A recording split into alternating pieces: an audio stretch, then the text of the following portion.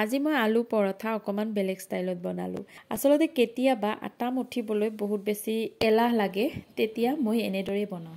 আৰু মই আজি যেটো বনাম হেইটো আলু পৰঠা বুলি কলেও ভুল কোৱা নহব জেনিবা আৰু মই তাৰ বাবে 3 চামুচ আটা ললো 2 চামুচ বেসন ললো আৰু লগতে মই ধনিয়াৰ পাত কেইটামান কাটি থৈছিলো হেইখিনিও ইয়াত দি দিলো আৰু অকমান মিক্স কৰি মই আলু দুটা বইল কৰি থৈছিলো হেই দুটাও ইয়াত ৰুকি দিলো ৰুকুনিৰে এনেও দিব পাৰি জেনিবা আৰু সোৱাদ অনুযায়ী নিমখ দিলো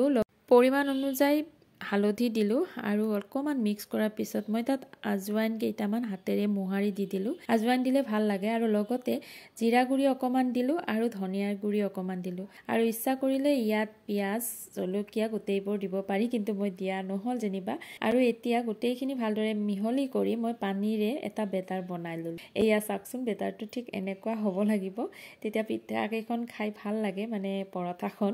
আৰু এতিয়া মই তাৱাখন উঠাই দিলো আৰু তাত গৰম হোৱাৰ পিছত মই ঘি অকমান দি দিলো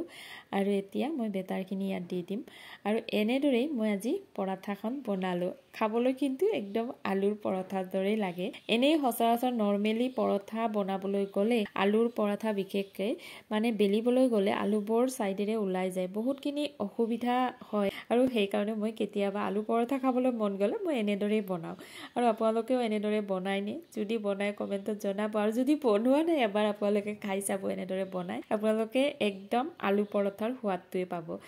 গতিকে আজিৰ ভিডিওটো ইমানেই ভিডিওটো চাই আপোনালোকে কেনেকুৱা পালে মোৰ ৰেচিপিটো দেখি আপোনালোকৰ কেনেকুৱা লাগিল কমেন্ট কৰি জনাব আৰু যদি ভাল লাগিল লাইক এটা কৰি দিব লগতে শেয়াৰো কৰি দিব আকৌ আহিম নতুন এটা ভিডিওৰ সৈতে আপোনালোকৰ ওচৰলৈ আজিলৈ বিদায় মাগো বাই বাই